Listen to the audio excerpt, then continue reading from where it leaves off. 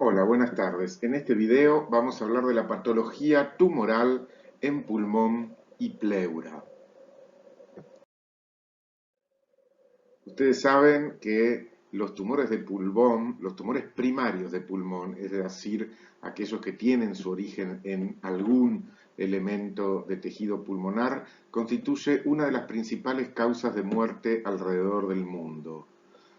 Clásicamente han sido asociados y claramente al uso de tabaco y se observó un aumento en la incidencia, sobre todo en la población femenina en las últimas décadas.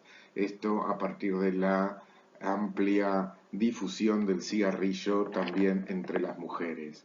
De todos modos, su etiología parece ser multifactorial, con condiciones ambientales y genéticas en juego. Afecta principalmente a adultos mayores de 35 años, sobre todo mayores de 50.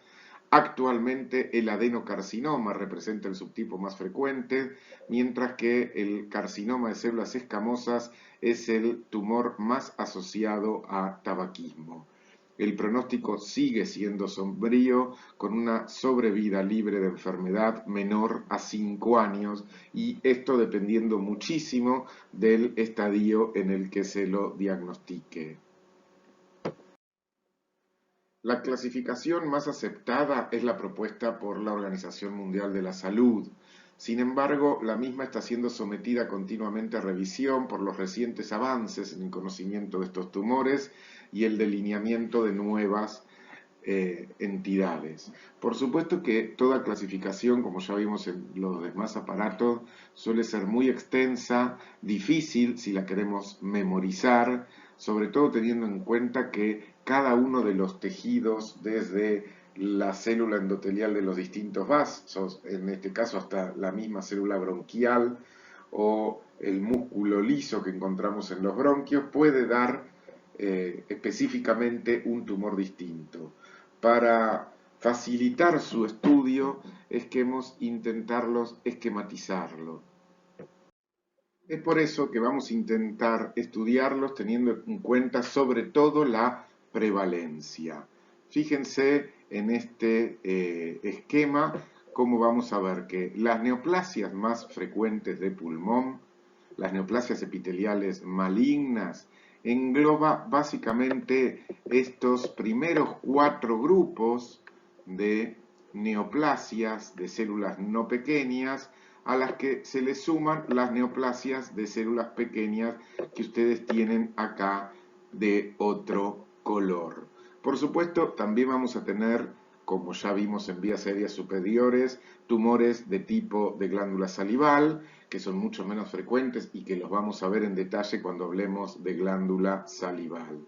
Pero básicamente, dentro de los carcinomas broncogénicos de células no pequeñas, el adenocarcinoma con sus variantes, el carcinoma de células escamosas y en menor medida el carcinoma pleomorfo y el carcinoma de células grandes anaplásicos son los tumores más frecuentes, y junto a estos vamos a tener los carcinomas neuroendocrinos, ¿sí? Ya sea el carcinoide, como ejemplo de carcinoma neuroendocrino bien diferenciado, el carcinoide atípico, neuroendocrino moderadamente diferenciado, y el carcinoma neuroendocrino pobremente diferenciado, sobre todo en su variante de células pequeñas, más conocidos como células en avena u oat cell.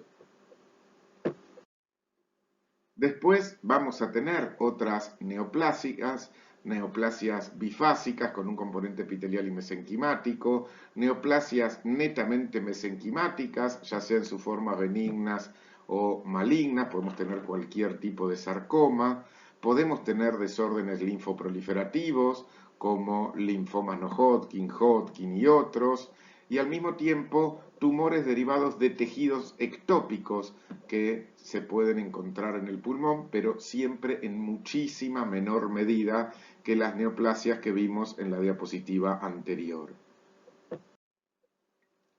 También puede haber tumores de histogénesis incierta y una variedad de tumores benignos mucho menos frecuentes, sobre todo el denominado amartoma cartilaginoso, que muchas veces constituyen todo un desafío diagnóstico.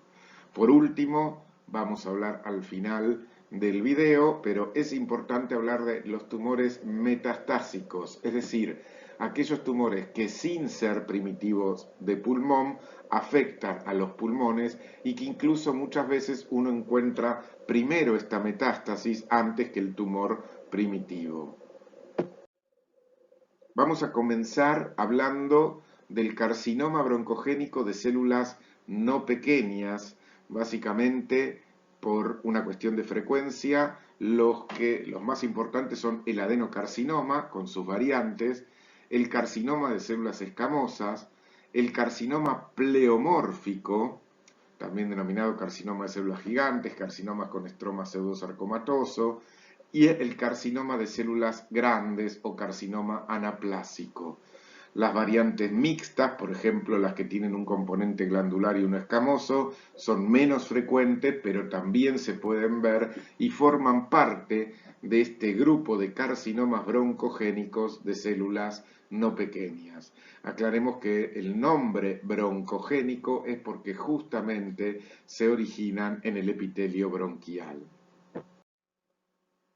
Representan la forma más común de cáncer pulmonar primario, es decir, con su origen dentro del tumor, con un gran predominio entre la sexta y la séptima década de vida. Por supuesto, los síntomas clínicos que va a producir dependen muchísimo de la localización anatómica. En general, aquellos tumores que son centrales, es decir, que ocupan la zona ilial o los grandes bronquios, van a dar en forma temprana síntomas de obstrucción bronquial, tos, expectoración hemática, dificultad para respirar e incluso cuadros neumónicos. Los periféricos, los que están más cerca de la pleura, dan síntomas recién cuando alcanzan gran tamaño y comprometen alguna estructura vecina como la pleura misma. En los estadios avanzados es frecuente ver la invasión pleural, invasión de la pared torácica, invasión del mismo mediastino, dolor pleurítico, el síndrome de Pancoast-Tobías, que ahora vamos a ver por compromiso del nervio recurrente, e incluso el síndrome de vena cava superior. También es muy frecuente en los carcinomas pulmonares que aparezcan síndromes paraneoplásicos, sobre todo por secreción de ADH, síndrome de Cushing, presencia de acromegalia. En general, los tumores de pulmón son tratados con resección quirúrgica, más radio y quimioterapia según el estadio y según el tipo de tumor, porque vamos a ver que algunos son más sensibles a la radioterapia que otros, por ejemplo. El estadio del tumor al diagnóstico es el parámetro pronóstico independiente más importante para evaluar tanto la conducta clínica y o quirúrgica como la futura sobrevida. En algunos tipos, como el carcinoma pleomórfico, el comportamiento es muy agresivo, con una sobrevida media de año y medio.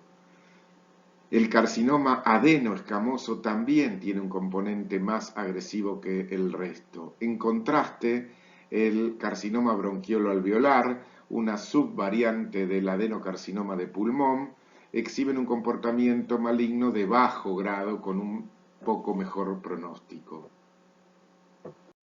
Vamos a comenzar hablando del adenocarcinoma y sus variantes, que generalmente se presentan como masas pulmonares solitarias, de apariencia bien o pobremente circunscripta, pueden crecer a lo largo de la superficie pleural, más frecuente que afecte los lóbulos superior, aunque también es frecuente encontrarlo como masas o nódulos subpleurales que incluso pueden producir retracción pleural.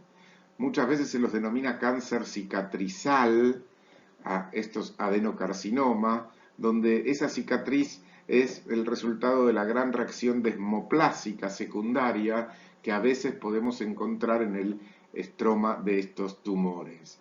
Histológicamente vamos a encontrar lo mismo que en cualquier adenocarcinoma, es decir, una proliferación blastomatosa de células epiteliales que tienen diferenciación glandular, es decir, que tienden a formar luces glandulares.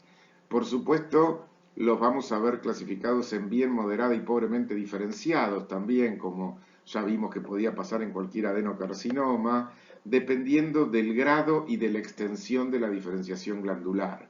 Cuanto más ampliamente veamos esta diferenciación glandular en los distintos cortes del tumor, más diferenciado, por supuesto, va a ser. El bien diferenciado se va a caracterizar por una proliferación de glándulas bien formadas, tapizadas por células atípicas que infiltran el estroma adyacente. Las células suelen ser columnares altas, e incluso con epitelio mucinoso y citoplasma claro, núcleos más o menos basales, nucleolos prominentes y muchas figuras mitóticas. El moderadamente diferenciado, la proliferación glandular está más distribuida al azar, con más áreas de reacción estromal y de infiltrado inflamatorio. Las células tumorales suelen tener más atipía y muchas más figuras mitóticas, mientras que el pobremente diferenciado prácticamente crece como playas sólidas de células tumorales, con muy escasas estructuras glandulares o pobremente formadas, y por eso es difícil a veces de hacer un diagnóstico rápido con hematoxilina eosina, ya que hay que intentar demostrar intracelularmente la producción de mucina para decir que corresponde a un adenocarcinoma. Hay una variedad de apariencias histológicas asumidas por este tumor que sirvieron para la base de diversas variantes, entre ellos el denominado carcinoma bronquiolo alveolar, que hoy en día se considera prácticamente como la forma más in situ, más cercana a lo que sería un adenocarcinoma in situ de este tumor, el carcinoma mucinoso o coloidal y la variante papilar. En esta imagen podemos ver distintas macroscopías de adenocarcinomas, vemos el gran tamaño que tiene la masa, generalmente periférico, bastante bien delimitado. Justamente recordemos que el adenocarcinoma, al ser sobre todo periférico, suele presentar sintomatología en forma más tardía. Acá vemos histológicamente distintas imágenes de adenoscarcinomas bien diferenciados, como podemos ver en la imagen de arriba a la izquierda, donde evidentemente todas son luces de aspecto glandular. En la imagen de arriba a la derecha podemos ver un adenocarcinoma con células en anillo de sello, en donde acá ya lo que nos da el kit para ver que es un adenocarcinoma, es justamente esas presencias con células en anillo de sello, donde la misma secreción interna de la célula desplaza el núcleo hacia un costado. Acá podemos ver una bastante típica, lo mismo que acá. Recordemos que el nombre de células de anillo de sello surge por la similitud que tiene esta célula con la imagen que tenían los anillos con los cuales los emperadores romanos sellaban las cartas lacradas que se mandaban en ese momento. Abajo, en las imágenes inferiores, podemos ver un carcinoma bien diferenciado de tipo túbulo papilar, con formación de papilas, donde podemos ver bien ese eje fibroconectivo recubierto por las células atípicas, y en la imagen inferior derecha vemos con más detalle una glándula atípica de un adenocarcinoma. Otras imágenes de adenocarcinomas pobremente diferenciados, arriba a la derecha, fíjense que acá cuesta ver luces glandulares, y es interesante ver las células atípicas que vemos en la imagen inferior izquierda, justamente adentro de vasos linfáticos. Esto que estamos bordeando acá en rojo son capilares linfáticos, presumimos que son linfáticos justamente porque no tienen hematíes, y vemos cómo en su interior nos encontramos con células tumorales, lo que ya nos está hablando de una progresión de esta enfermedad. Con respecto al carcinoma bronquiolo alveolar, presenta algunas características que lo hacen único dentro de los adenocarcinomas. Se pueden presentar como lesiones únicas o multifocales o ser bien difuso. Cuando es difuso, radiográficamente puede mimetizar una bronconeumonía, así como macroscópicamente. Histológicamente, ¿qué es lo que vemos? Es un tipo distintivo de tumor donde hay una proliferación neoplásica de células que crecen exclusivamente a lo largo del revestimiento de la pared alveolar. Es decir, las células son atípicas, muestran una gran actividad mitótica, pero están restringidas a las paredes alveolares sin evidenciar una utilización del intersticio. Es por esto que clásicamente se lo conoce como un adenocarcinoma in situ. Clásicamente podemos encontrar dos subtipos, el mucinoso, donde hay una proliferación de células mucosecretantes bastante uniforme, bien columnares, que reemplazan completamente el revestimiento alveolar, y la variante no mucinosa, con células más redondeadas a cuboides, con poco citoplasma y núcleos hipercromáticos prominentes que adoptan una configuración denominada en tachuela. Estos exhiben caracteres ultraestructurales muy similares a los de los carcinomas de células claras o neumonocitos tipo 2. Este patrón de carcinoma bronquiolo alveolar puede verse en adenocarcinomas comunes y constituye el adenocarcinoma con patrón bronquiolo alveolar. Para hacer el diagnóstico de un carcinoma bronquialveolar es necesario el patrón de crecimiento característico con estas células bordeando los alvéolos, es decir, que no haya glándulas bien formadas y que tampoco haya evidencia de infiltración del intersticio. Hay que tener cuidado, ya que metástasis de adenocarcinomas de otros órganos pueden adoptar un patrón de crecimiento bronquiolo alveolar, sobre todo las metástasis de los carcinomas de colon, mama, páncreas, estómago e incluso riñón. Acá podemos ver las típicas macroscopías de dos carcinomas bronquialveolares. A la izquierda se ve mejor cómo puede dar un patrón más parcheado, más similar al de una bronconeumonía y cómo al mismo tiempo puede ser, por ejemplo, en la foto de la derecha, más difuso, con límites mucho menos definidos. Histológicamente, acá vemos distintos carcinomas bronquialveolares mucinosos y ustedes pueden ver, sobre todo en las imágenes de arriba, cómo coexisten los alvéolos más comunes y esos otros con células columnares atípicas que reemplazan todo el epitelio del alvéolo. Lo mismo que abajo, el componente mucinoso es claramente visible, lo mismo que en estas fotos, fíjense la célula de arriba a la foto, perdón, de arriba a la izquierda, como podemos ver un carcinoma bronquialveolar mucinoso nítido en una técnica de Alcian Blue donde se ve la mucina bien azul dentro de las mismas células cilíndricas e incluso en el interior del alvéolo, y en la foto de arriba a la derecha vemos un carcinoma bronquiolo alveolar no mucinoso, lo mismo que en las dos de abajo. Ahora vamos a hablar del carcinoma de células escamosas. Recuerden que este es mucho más frecuente a la altura de los grandes bronquios, ya que se asocia muchísimo más con el hábito de fumar y con la metaplasia pavimentosa del epitelio bronquial, que suele ser mucho más frecuente en los grandes bronquios. Por eso suele producir obstrucción total o parcial, que se ve nítidamente en las imágenes. Por ser justamente más central, es que generalmente cuando uno busca un carcinoma de pulmón, recomienda que la placa de tórax, las placas de tórax en realidad que se tomen, sean de frente y perfil, ya que muchas veces la silueta cardíaca y el hilio pulmonar pueden disimular la imagen de estos carcinomas en la placa de frente, mientras que en la oblicua o en la descentrada se ven más fáciles.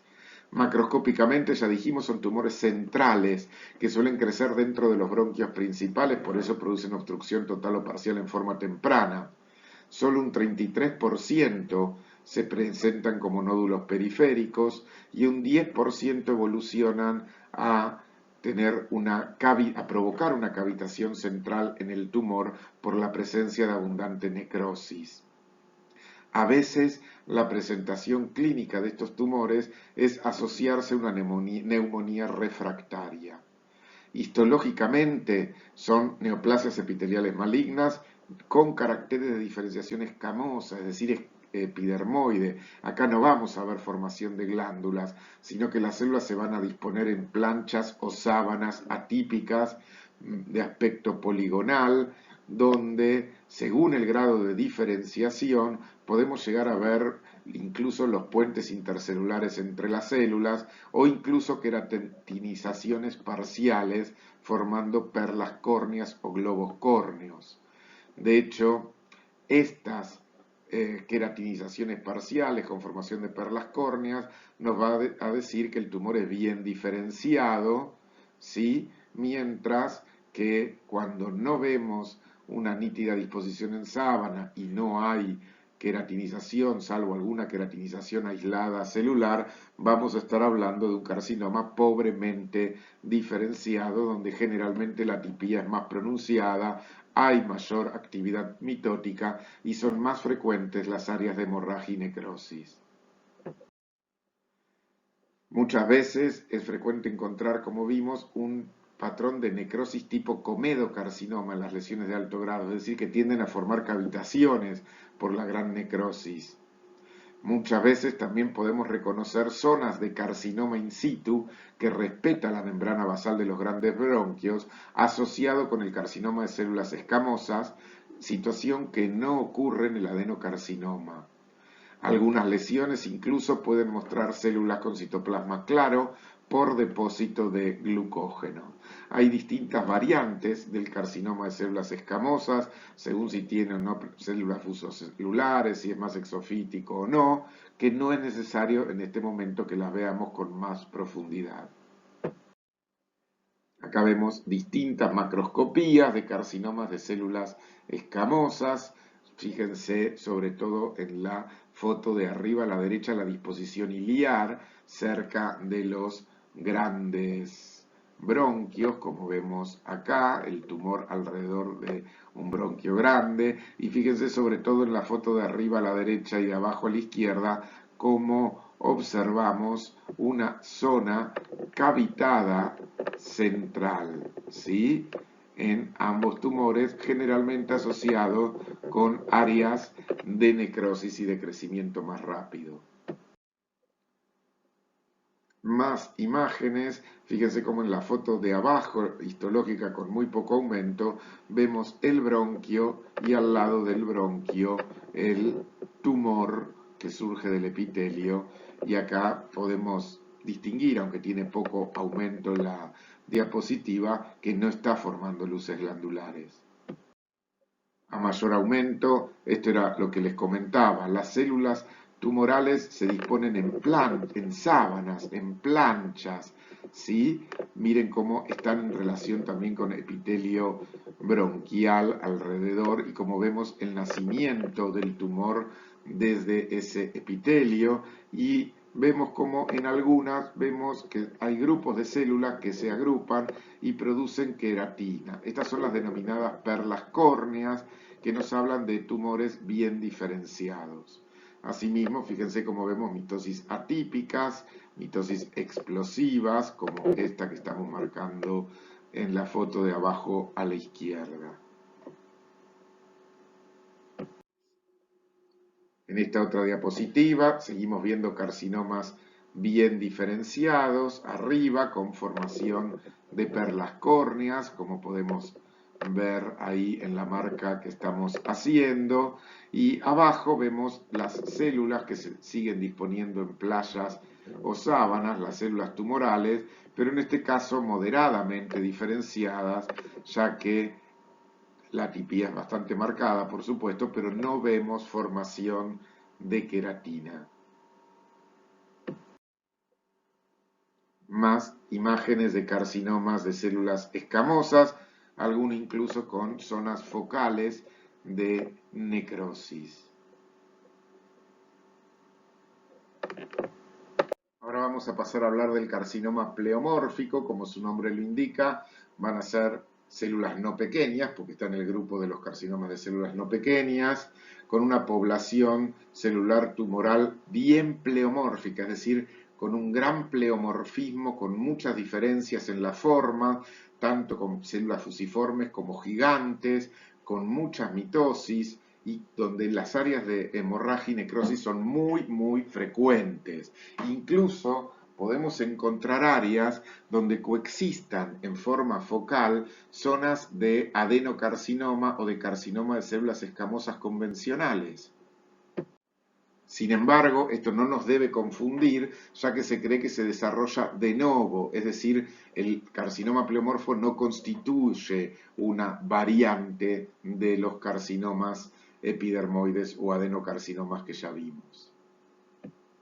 Acá podemos ver distintas imágenes de carcinomas pleomórficos, sobre todo para ver la variabilidad en las formas y cómo nos ayuda la inmunistoquímica. Ya hemos visto la utilización sobre todo del TTF1 o la citoqueratina 7 para poner su origen tumoral. Fíjense en la célula de arriba, como vemos en la foto de arriba a la izquierda, como vemos un carcinoma pleomórfico, en este caso con áreas fusocelulares más ausadas, ¿sí? O incluso en la de al lado, carcinoma con células gigantes mezcladas con un componente más fusocelular, que cuando lo marcamos, ese componente fusocelular con citoqueratina 7, nos muestra una amplia positividad, lo mismo que si lo marcamos con TTF1.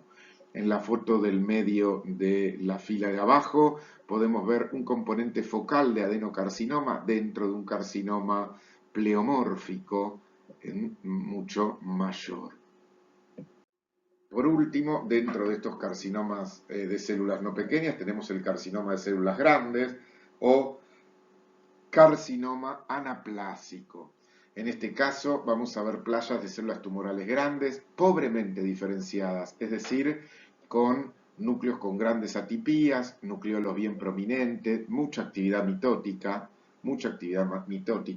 y marcada atipía celular, es decir, células con grados altos de anaplasia. Otra característica distintiva de estos carcinomas de células pequeñas es que suele haber muchos leucocitos polimorfonucleares en su estroma mezclados con las células tumorales. La naturaleza epitelial de estos carcinomas anaplásicos, de estos carcinomas de células grandes, ha sido ampliamente demostrada por inmunistoquímica, así como ultraestructuralmente. No exhiben pautas de diferenciación clara ni hacia adenocarcinomas ni hacia carcinoma de células escamosas, por eso se los considera un grupo aparte, y la falta de componente fusiforme o la falta de células multinucleadas o células gigantes separa este grupo del carcinoma pleomórfico. Los pobremente diferenciados, en general, los carcinomas pobremente diferenciados, dan cuenta del 20% de los carcinomas broncogénicos y tienden a ocurrir en pacientes de más de 50 años. Básicamente, el hecho de que un carcinoma sea pobremente diferenciado se va a caracterizar por su diseminación temprana y rápida, suelen ser más bien centrales y presentarse con síntomas obstructivos, suelen diseminarse mediastino dando origen al síndrome de vena cava superior, disfagia o ronquera, es más frecuente la presencia de metástasis masivas a ganglios ciliares y mediastinales e incluso con metástasis a distancia a hueso, médula ósea, hígado y cerebro. Característicamente, la mayoría de los tumores pobremente diferenciados de pulmón se van a asociar a síndromes paraneoplásicos como el síndrome de Cushing, síndrome de secreción inadecuada de hormona antidiurética o síndrome de Eaton-Lambert. Finalmente, vamos a hablar de los carcinomas de células pequeñas, donde vamos a encontrarnos con tres grupos. Estos carcinomas de células pequeñas son las que se originan en las células neuroendocrinas del árbol bronquial, del epitelio bronquial. Y vamos a tener el tumor carcinoide, el carcinoide atípico y los neuroendocrinos pobremente diferenciados, donde el más importante es el carcinoma de células pequeñas típico o con células en avena. Recuerden que todas estas variantes en realidad son carcinomas neuroendocrinos bien, moderada y pobremente diferenciados, como vamos a ver ahora. El tumor carcinoide es el ejemplo de carcinoma neuroendocrino bien diferenciado. Son centrales, son lesiones con un crecimiento polipoide, generalmente intrabronquial, bien circunscripto, y lo más importante es que están recubiertos por mucosa bronquial intacta, ¿sí? La clave diagnóstica es encontrar una población de células tumorales monomorfas, muy inocentes, con un patrón de crecimiento neuroendocrino u organoide, generalmente formados por nidos bien definidos de células tumorales, separados por septos fibrovasculares, con gran cantidad de vasos capilares. Es lo que se denomina en alemán Zellwallung. Otros patrones de crecimiento son menos frecuentes, como células que se disponen en cordones serpiginosos o trabeculares o con formación de pequeños microacinos. Las células tumorales en general son pequeñas, redondas o poligonales, con núcleo central y abundante citoplasma granular eosinófilo claro. El núcleo característicamente no distingue un nucleolo, generalmente se ven como en cromatina en sal y pimienta, ¿sí? Ocasionalmente podemos encontrar algún nucleolo pequeño y la actividad mitótica es baja, así como no suele haber necrosis ni hemorragia.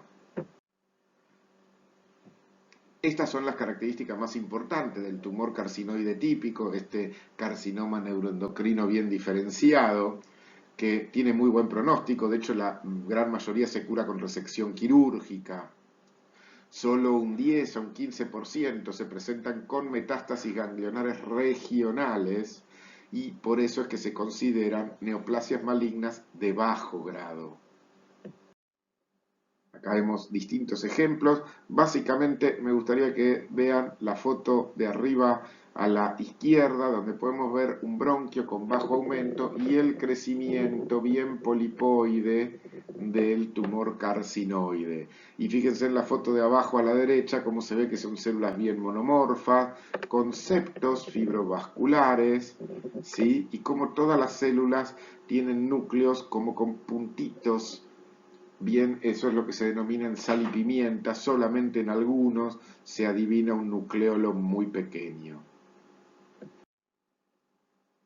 Acá algunas variantes particulares de tumor carcinoide, uno con célula tipo oncocitomas, estas células bien eosinófilas con el citoplasma granular, otro, el de abajo a la derecha, con un patrón más trabecular.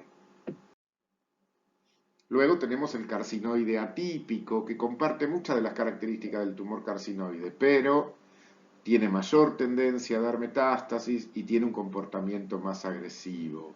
La histología es similar, también son grupos de células separadas por estos tabiques fibrovasculares, pero con una tipía más marcada, mayor actividad mitótica. Acá sí vamos a encontrar más de 5 a 10 mitosis por campos de gran aumento y es frecuente que tenga zonas de necrosis. Las células tumorales tienen un mayor índice núcleo-citoplasma y con nucleolos más prominentes y figuras mitóticas anómalas como las que estamos viendo en la figura de abajo a la derecha. Son frecuentes los focos centrales de necrosis y generalmente son más infiltrativos y suelen presentar invasión vascular y o linfática. Por último, tenemos que hablar de la variante clásica cuando uno habla de carcinoma de células pequeñas, que es la variante clásica de células en avena o células out cell. Estos son tumores que forman playas poco organizadas de células tumorales, monótonas, muy pequeñas, separadas por finos septos fibrosos, con muchas áreas de necrosis. Y se caracteriza básicamente por una proliferación de células tumorales de apariencia muy primitiva, muy pequeñas, generalmente 2 a 3 veces el tamaño de un linfocito, con muy escaso citoplasma, son casi puro núcleo, de hecho la cromatina está muy densa, Los nucleolos cuando están son inconspicuos y tienen una gran actividad mitótica. Fíjense como uno cuando ve con poco aumento estas imágenes, uno dice, bueno, este es un típico tumor de células pequeñas, redondas y azules. Pequeñas porque tienen apenas, son un poco más grandes que un linfocito, azules porque son casi todo núcleo y generalmente son redondas con límites mal definidos porque no se ve en el citoplasma. A lo largo de la cursada, vamos a ver distintos tumores que comparten estas características de células pequeñas, redondas y azules. Uno de estos tumores es el carcinoma de células pequeñas tipo Oat Cell del pulmón. A mayor aumento, ustedes pueden ver, acá se ve nítidamente que la célula prácticamente es casi todo núcleo, ¿sí? Por eso son células pequeñas y azules. Y por último, tenemos que hablar de los tipos más frecuentes de tumores pulmonares, que son los tumores metastásicos. Sí, un típico error que ustedes cometen es cuando uno pregunta, a veces un poco con trampa, a veces no, ¿cuál es el tumor más frecuente de pulmón? La respuesta correcta es que el tumor más frecuente de pulmón es el tumor metastásico. O en todo caso, ante la pregunta de cuál es el tumor más frecuente de pulmón, uno debería responder primitivo o metastásico, porque dentro de los primitivos ya vimos que es el adenocarcinoma, pero el grupo más frecuente de tumores que se presentan en tumor son los metastásicos, los que hacen metástasis a partir de otra diseminación. ¿Y cómo llegan al pulmón? Y básicamente llegan por diseminación hematógena. El lecho vascular pulmonar terminal es uno de los más involucrados en este arresto de células pulmonares circulantes. Sobre todo las porciones subpleurales periféricas son los sitios iniciales predilectos para las metástasis que vienen por vía hemática. La presentación clásica de las metástasis son varios nódulos periféricos bilaterales. Es mucho más raro encontrar una lesión nodular aislada que sea una metástasis, o es muy raro encontrar metástasis endobronquiales que simulen un carcinoma broncogénico primario, ¿sí?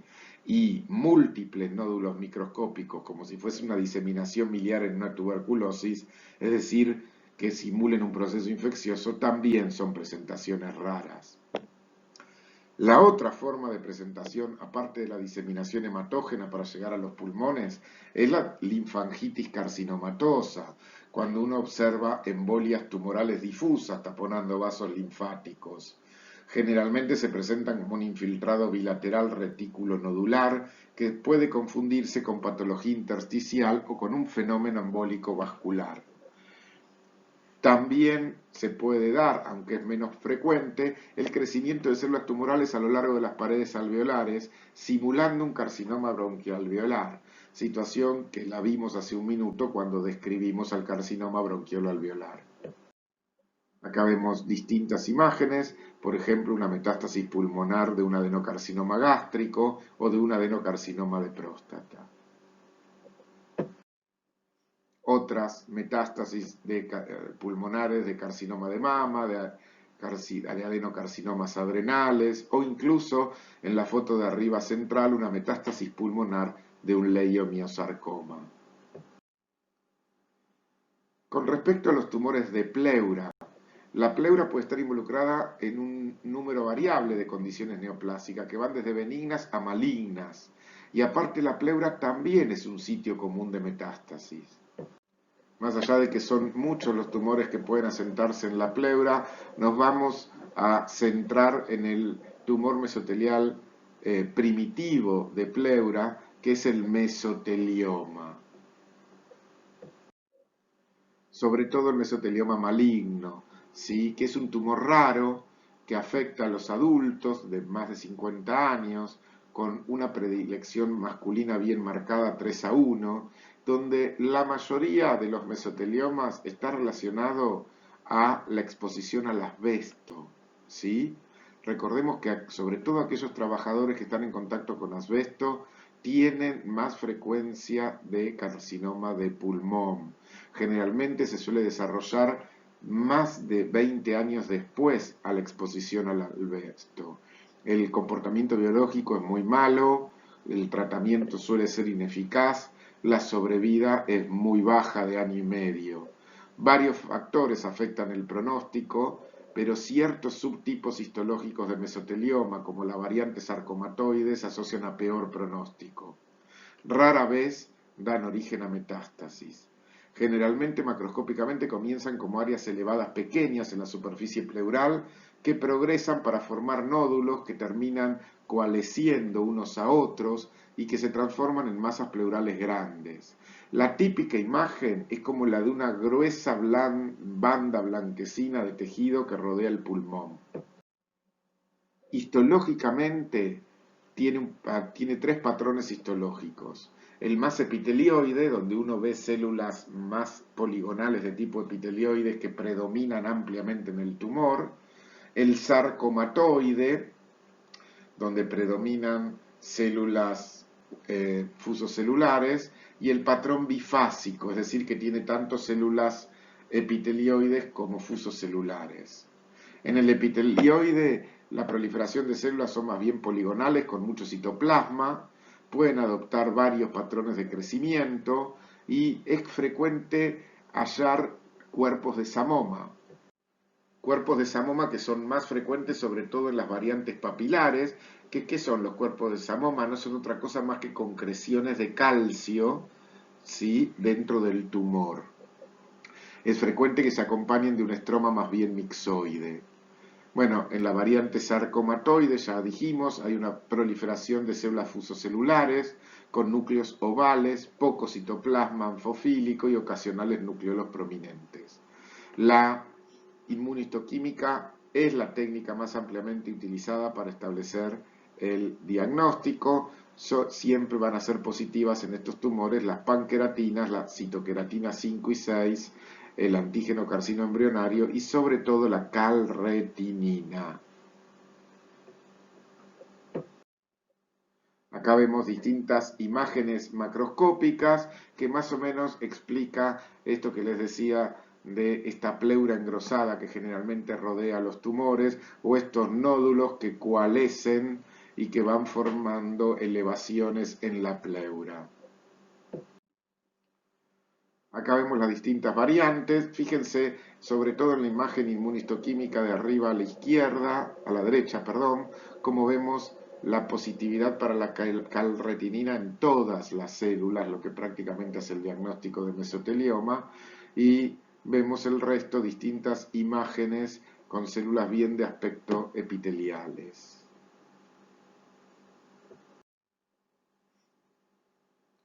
Otra variante, en este caso con células más fusocelulares. En la foto de arriba a la derecha podemos ver que en esa biopsia agarró tumor hacia la izquierda y parénquima pulmonar hacia la derecha. Bueno, estuvimos hablando mayoritariamente de tumores malignos, pero tenemos que hablar del tumor fibroso solitario. El tumor fibroso solitario es la neoplasia pleural benigna mesenquimática más frecuente, que afecta a adultos de quinta a sexta década, es asintomático, puede asociarse a dolor torácico, disnea, fiebre o hipoglucemia también. Macroscópicamente son masas polipoides encapsuladas, bien circunscriptas, pueden llegar a medir 20 centímetros de diámetro y es claro que están unidas a la pleura por un pedículo y comprimen justamente por su tamaño el parénquima pulmonar adyacente. Histológicamente tienen una apariencia histológica muy variable, pero me gustaría que piensen en el nombre, ¿no? Tumor fibroso solitario, por eso va a haber dos elementos básicos que se van a encontrar siempre en proporciones variables. El componente sólido fusocelular, fusiforme, que puede adoptar muchos patrones de crecimiento, más de tipo fibrohistiocytario, más de tipo angiofibromatoso, como vamos a ver cuando hablemos de tumores fusocelulares más cerca del fin de año. Suelen existir cambios estromales degenerativos, esto significa que a veces hay depósito de matriz mixoide, ¿sí? O incluso puede haber metaplasia conformación ósea o presencia de células gigantes multinucleares. En general, las células tienen núcleos inocentes, ¿sí? Con poco citoplasma y la actividad mitótica o no existe o es mínima. Muchas veces estas células presentan depósitos de colágeno denso. Justamente el otro componente característico, aparte de las células fusocelulares del tumor fibroso solitario, es la presencia de un componente esclerosante difuso. Son áreas con pocas células, con mucho colágeno y hialinización del estroma, sobre todo alrededor de los vasos. Histoquímicamente, lo más importante es la positividad a bimentina CD34, BCL2 y CD99, mientras que la positividad a la citoqueratina, EMA, actina, desmina o proteína S100 suele ser negativa. Suelen comportarse como un tumor benigno que se cura solamente con la escisión local. Solamente un 5, un 10% forman una variante maligna. En estos casos van a ser pobremente circunscriptos y con mayor compromiso de las estructuras adyacentes. Acá vemos la típica imagen, sobre todo tras la resección de estos tumores, cómo se ven bastante bien delimitados, cómo tenían un pedículo que los unía a la pleura, ¿sí? Y cómo predomina ese componente fusocelular y fibroso en la histología. Muchas gracias por su atención.